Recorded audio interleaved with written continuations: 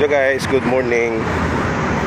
So, napanood nyo ba guys yung yung nagpa-viral ngayon sa Facebook, yung lalaking nakasabit siya sa mga kawad ng wire habang nakukuryente at nasusunog. Nakakatakot yung mga ganong pangyayari. So bilang electrician, bilang nagtatrabaho sa electrical, naawa ko sa mga ganong pangyayari na may mga nakukuryente. So sa bahagi kasi ng trabaho namin, so yung safety, pinapairal namin yung safety para maiwasan yung mga ganong disgrasya. So sa nangyari naman na yun, sa lalaki na yun na nakuryente, di ko alam, di natin alam kung ano yung istorya talaga, kung bakit siya nakuryente yung mga araw na yun. So halimbawa yan, yung mga wire na yun, nakasabit siya sa ganyan, yan, nakasabit siya sa ganyan habang nakukuryente at nasusunog na. So hindi natin alam kung ano yung dahilan bakit siya nandun. Isa ba siyang lineman o may kalapit kasi na parang isang bahay na may nakatayong scaffolding. So baka nagtatrabaho sa ganun, nagtatrabaho sila sa doon sa patayong scaffolding na yun, may ginagawa sila. So baka napasabit lang sila doon sa mga kawad ng wire, kung kaya siya na kuryente. Sa mga ganung pangyayari, para maiwasan natin, lalo na sa kahit sa mga loob lang ng bahay natin, kung ano ba yung mga pwede natin gawin para hindi tayo umabot sa ganun. Kung mayroong mga makuryente, so may mga paraan para mailigtas natin yung mga ganung na kuryente. So halimbawa kasi dito guys, sa nai-experience ko kasi, tumatawag sa akin, may nag-meeting sa akin, so may nagpapagawa. Pagpunta ko sa bahay nila, ang isa kong tinatanong agad bago ako mag-umpisa ng gagawin ko, so tinatanong ko kung nasaan yung circuit breaker nila. So ang problema, pagtanong ko doon sa may-ari ng bahay, so hinahanap pa nila, hindi nila alam kung nasaan yung circuit breaker. So napakalaking problema.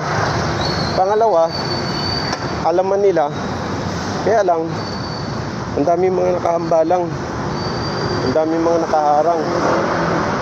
Yung circuit breaker nila, nandun nakapisto, kaharangan ng mga cabinet at kung ano man mga nandyan, mga picture frame.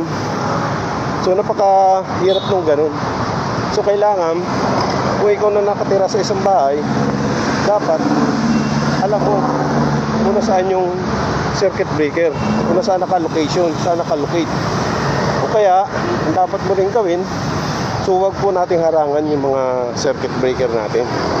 So ang purpose po ron, pag nagkaroon tayo ng emergency, ay madali nating mabuksan yung cover ng circuit breaker para mai-off natin. So yun ang mga una kong napapansin sa mga nakatira sa isang bahay. So madalas yan, na-experience ko sa ganyan. Gumagawa ako sa kanila, so hanapin kung nasa nakapisto yung circuit breaker nila. Kaya napakalaking problema pa nagkaroon ng emergency.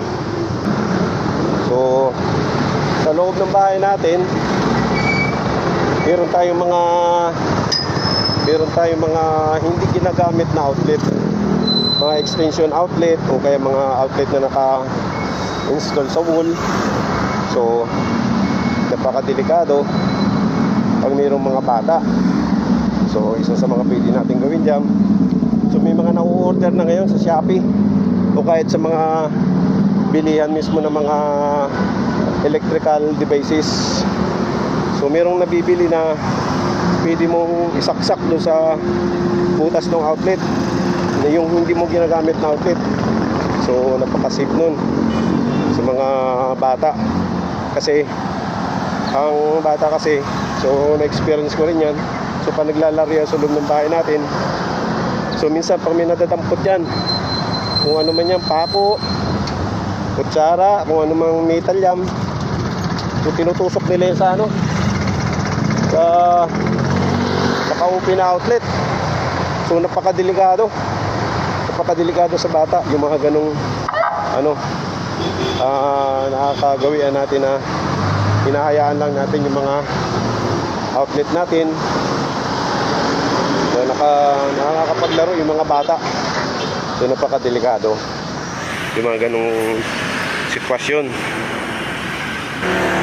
And then so ayusin rin talaga natin yung mga extension cord natin.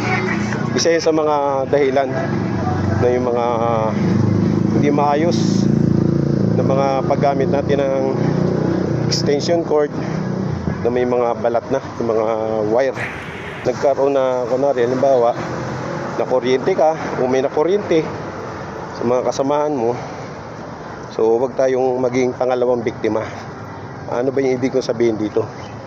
Ito yung wag nating kakahawakan yung nakukuryente. Yung nakukuryente wag nating hawakan kasi ikaw yung pangalawang magiging biktima. So napakadelikado nun. Ano ba yung pwede natin gawin? So kumuha ka ng stick, plastic o kahoy na pwede mong gamitin para maitulak siya doon sa pinapipistuhan niya kung saan siya na kukuryente. So ganun yun. So pag may nakuryente o nakuryente ka, nag-ground ka, eh wag na wag kang iinom ng tubig. Number 1 yan, na payo ng mga doktor. Wag na wag tayong iinom ng tubig. O wag mo pa iinumin ng tubig yung nakuryente. Kasi number 1 na tinitira ng kuryente ay ang puso natin. So napakadelikado. Isa yan sa mga payo ng doktor. At isa rin yan sa mga naging bahagi rin yan sa mga lecture namin nung nag-aaral kami ng electrical. Ay wag na wag tayo inumin ng tubig ang nakuryente. So yung guys, hanggang dito na ang aking video. Kasi medyo naglalakad ako habang ginagawa itong vlog na to. Kasi kakapanood ko pa lang doon sa nakuryenteng tao. So kawawa, nahawa ako. Habang pinapanood ko siya sa Facebook, nahawa ako doon sa tao kasi nasusunog na talaga siya doon sa ibabaw ng mga kawad ng kuryente. Napakadelikado, kawawa, hanggang sa mahulog na siya.